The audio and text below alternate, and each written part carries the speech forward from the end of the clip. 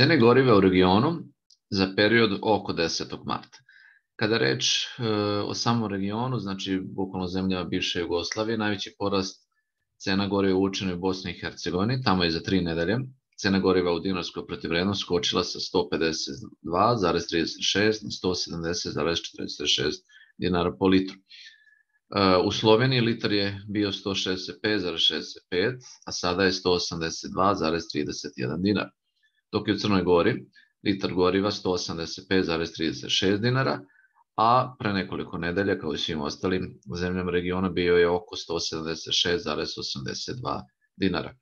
U Hrvatskoj, iako je bila uredba o zamrzavanju do pre neka 2 dana, danas cena dizela košta 193 dinara po litru.